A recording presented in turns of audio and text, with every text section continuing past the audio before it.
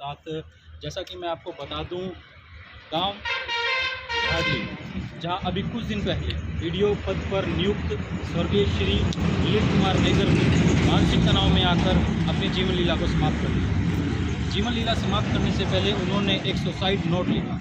उस suicide note में उन्होंने कारण और कुछ व्यक्तियों के नाम लिखे। आज इस वीडियो में मैं आया हूं गांव थोई में, और थोई में इस वक्त मैं थोई थाना में हूं। इस वक्त हमारे साथ जुड़ चुके हैं समाज सेवी श्रीमान गीगरा जी। इनसे बात करेंगे। सर, जिस प्रकार ये जो पूरा घटनाक्रम हुआ है, इस पर आप क्या प्रतिक्रिया देना चाहेंगे? हमें खेद है कि अनुसूचित जाति नहीं, पूरे मानव समाज का हीरा इस क्षेत्र में खोया है। जो कलेक्टर बनने वाले थे, दुर्भाग्य से वो वीडियो बनी, और वीडियो बनने के बाद भी उनके साथ बहुत बड़ा टॉर्चर किया गया, जो उन्होंने पूरा विस्तृत रूप से 7 पेज के सुसाइड नोट में लिखा है। क्षेत्र के लिए बड़ी श्रम करने वाली घटना है। आज तक इस घटना में कुछ नहीं हुआ। ये चीपलाटा में कार्य झाड़ली के रहने वाले लंबे समय से उनको मानसिक प्रताड़ित किया जा रहा था। जब वहाँ पर उनकी उम्र कम थी, सरपंच हैं, सरपंच के बेटे हैं, बीडीओ हैं, और कई सारे नामजद उन्होंने FIR लिखवाई है अपने सुसाइड नोट में, जिनका उन्होंने जिक्र किया है।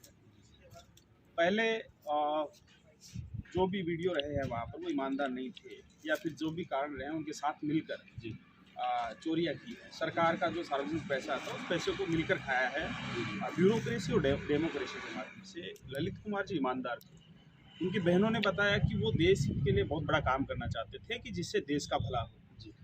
और ये वीडियो बने, यहाँ पर उन्होंने एक जन कल्याण के लिए जो सरकारी पैसा आता है, उसके गबन का खुलासा किया। ऑडिट में जब ये पैसा सामने आया तो उन्होंने शिकायत की कि भाई इस तरह से पैसा जनता का खाया जा रहा है, ये मैं खाने नहीं दूँगा। डिपार्टमेंट की जिम्मेदारी होती है कि ऑडिट में जो भी सामने आती है चोरी, तो उसके अंतर्गत कार्रवाई की जाए। डिपार्टमेंट ने कोई कार्रवाई नहीं की गई। वीडियो ने इस्तेमाल करते हुए ललित कुमार जी को FIR के लिए उकसाया और उनसे FIR करवाई, जो जिम्मेदारी बनती है डिपार्टमेंट की। उस FIR दर्ज होते ही सरपंच ने, वहाँ पर कर्मचारी जो थे उन्होंने, और इसमें लिप्त कई लोगों ने उनके ऊपर मेंटली हरासमेंट करना शुरू किया। अपने घर पर जब ललित कुमार जाते थे झाड़ली, तो अपनी बहनों को बताते थे कि मैं इस नौकरी को नहीं करना चाहता, मुझे जाति सूचक शब्दों से प्रताड़ित किया जाता है, मेरे साथ घोटाला करवाया जा रहा है, मेरे से OTP लिए है गलत, मेरे को रात को लेट तक, दिन में बहुत धमकियाँ आती है कि या तो तुम अपनी ज़िंदगी से हाथ धोगे, मानहानि का तुम पर केस करेंगे, हम तुम्हें जीने नहीं देंगे। और इस तरह की घटना है, तो मैं नौकरी नहीं करना चाहता, मैं दुनिया को छोड़ना चाहता हूँ। इससे अच्छा है, ये समाज अच्छा नहीं है जो न्याय नहीं करता है, अच्छे लोग नहीं है इस डेमोक्रेसी और ब्यूरोक्रेसी में। तो इस तरह के ईमानदार अधिकारी को सुसाइड के लिए मजबूर किया जाना इस सभ्य समाज के लिए दुर्भाग्यपूर्ण है। आज ये 18 तारीख को घटना हुई, सुसाइड उन्होंने किया, त्रस्त होकर, पीड़ित होकर। 18 से लेकर आज तक एक भी आरोपी गिरफ्तार। अभी हम थोई थाने में परिवार बयान देने आया है। परिवार बहुत सदमे है। आरोपी पक्ष बहुत ज़्यादा मजबूत है, पॉलिटिकल रूप से, फाइनेंशियल रूप से बहुत मजबूत है।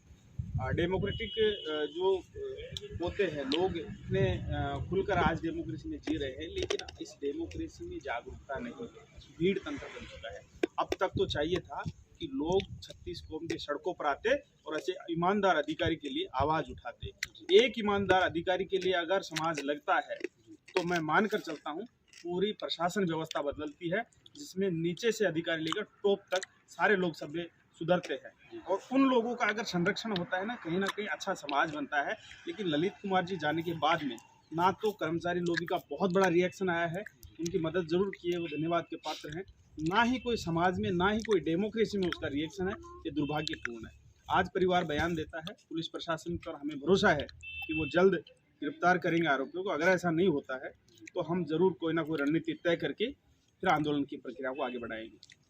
जिस प्रकार स्वर्गीय श्री ललित कुमार जी दलित समाज से आते हैं, तो आपको क्या लगता है कि एक दलित की आवाज़ को दबाया गया, क्योंकि उन्होंने 15 तारीख को शायद रिपोर्ट दे दी, तो आपको क्या लगता है कि एक जो दलित समाज से जो बच्चा निकल कर आया, उसकी आवाज़ को दबाया गया? ललित कुमार जी अनुसूचित जाति से थे, होनहार थे, बहुत प्रतिभावान थे। ये सच है कि पहले छुआछूत अलग प्रकार का होता था। आजकल सरकारी नौकरियों में छुआछूत का प्रकार बदल गया है। बोलने चालने की भाषा में छुआछूत होता है। आज अलग तरह से उनको काम लेना, ज़्यादा वर्कलोड करना, तो ये भी एक छुआछूत का प्रकार है। टाइप ऑफ डिस्क्रिमिनेशन जो कि मेंटली रूप से उनके साथ किया गया है। मैं इसको पूर्ण रूप से मानता हूँ कि उसके साथ ऐसा ही हुआ है। अगर यहाँ पर अन्य कोई अधिकारी होता, अन्य कोई जात से, वर्ग से, तो वो मेंटली इतना हरासमेंट उनका नहीं होता। दुर्भाग्यपूर्ण कि अनुसूचित जाति होने की वजह से बहुत ज़्यादा टॉर्चर किया गया, तो इस वजह से उन्होंने ऐसा कदम लिया। तो अभी इस प्रकार थाने में बयान हो रहे हैं उनके परिवार के, तो पुलिस की जो कार्रवाई होनी चाहिए या होगी, आप किस प्रकार देखते हैं? कानून का राज होना चाहिए, संविधान की पालना होनी चाहिए। भाजपा सरकार आने के बाद जो सामाजिक कार्यकर्ता है सब डरे हुए हैं।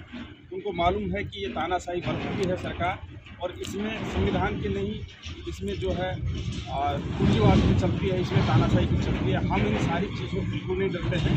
मैं तमाम सामाजिक संगठनों से निवेदन करता हूँ, जो पुलिस डेमोक्रेसी का मतलब समझे, संविधान की मूल भावना जो इंसानियत है, समता, न्याय, बंधुता है, उसके ऊपर रहकर आईपीसी के अंतर्गत काम करे। ये हमें पूरा भरोसा है संविधान पर, और अगर ऐसा नहीं करता है तो ये लोकतंत्र सड़कों पर उतरेगा और फिर न्याय मजबूरी बनाकर इनको लेगा। एक तरफ भाजपा सरकार अभी वर्तमान में प्रदेश में है, वो भ्रष्टाचार मुक्त कर्मचारियों को दिखा रही है। तो जिस प्रकार इन्होंने रिपोर्ट करवाई, भ्रष्टाचार हुआ, गबन हुआ, तो उसको आप किस प्रकार देख रहे हैं कि जो सरकार दावे कर रही है कि मैं भ्रष्टाचार मुक्त इसको कर रही हूँ। अभी वर्तमान में हमारे विधायक जी है जाबर सिंह खर्रा, उन्होंने भी कहा कि मैं प्रदेश में जब आया हूँ तो मैं इसे भ्रष्टाचार मुक्त करूँगा। लेकिन जो मामला सामने आया, ललित कुमार जी के साथ इंसाफ नहीं हुआ, वो इतना मानसिक रूप से परेशान हो गए कि उन्होंने अपनी जीवन लीला को ही समाप्त किया। हम पहली बात तो सूचना पहुंच गई माननीय मंत्री जी को। हम ये कहना चाहते हैं कि आपकी नाक के नीचे भ्रष्टाचार की वजह से एक होनहार प्रतिभा इस दुनिया से गई है।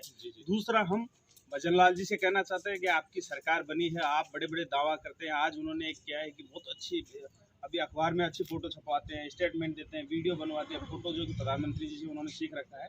उनको थोड़ा सा सोचना चाहिए कि कोई भ्रष्टाचार का साफ साफ अपने सुसाइड नोट में लिखा है, कार्रवाई क्यों नहीं हो रही, दाल में काला है या दाल ही काली है सारी, ये तो कम से कम उनको थोड़ा सा करना चाहिए। अनुसूचित जाति समाज को, अन्य समाजों को भाजपा सरकार एक लॉलीपॉप देने का काम किया है। उप मुख्यमंत्री बनाया, उप मुख्यमंत्री को यही नहीं पता है कि करना क्या है क्या नहीं करना है। तो वो जो जिस तरह से इशारों के ऊपर चलने वाली सरकार है, ये संविधान के ऊपर नहीं चलती। तो अभी आप क्या न्याय की उम्मीद करेंगे सरकार से, पुलिस प्रशासन? हम तो पुलिस प्रशासन से ये आग्रह कर रहे हैं कि जो एट्रोसिटी एक्ट के अंतर्गत नियम होता है कि तत्काल आरोपियों की गिरफ्तारी आज 4 दिन लेट हो गई, इनकी गलती है, करना चाहिए था। एट्रोसिटी एक्ट के अंतर्गत मिलने वाला कंपनसेशन मिल जाना चाहिए था, अभी तक नहीं मिला है। आरोपियों की गिरफ्तारी हो जानी चाहिए थी, अभी तक नहीं हुई है। सरकार की तरफ से एक पहल हो जानी चाहिए थी कि भ्रष्टाचार की वजह से कोई अधिकारी मरा है तो उनको हम नौकरी दे रहे हैं तत्काल प्रभाव से, ऐसा नहीं दिया। किसी भी बड़े नेता का अभी तक बयान नहीं आया। ये पूरी राजस्थान सरकार के लिए दुर्भाग्यपूर्ण है। हमें कुछ अधिकारियों से भरोसा है कि वो जरूर इंसानियत और संविधान पर चलते हैं। इसकी बदौलत ललित कुमार जी को न्याय मिलेगा, हमें पूरा भरोसा है। अभी जिस प्रकार स्वर्गीय ललित कुमार जी की 3 बहन, उनके लिए आप क्या इंसाफ? आज ये परिवार ललित कुमार जी पिता की तरह थे, उनका पालन पोषण किया करते थे, घर में बहुत प्यार करते थे उनसे, पिता से ज़्यादा बढ़कर उस परिवार को वो सहारा देते थे। आज तीनों बहन अनाथ हैं। हम समाज से निवेदन करना चाहते हैं, सरकार से निवेदन करना चाहते हैं, इसका परिवार का पालन पोषण और केयर टेकर कौन है, आप इनकी जिम्मेदारी लें।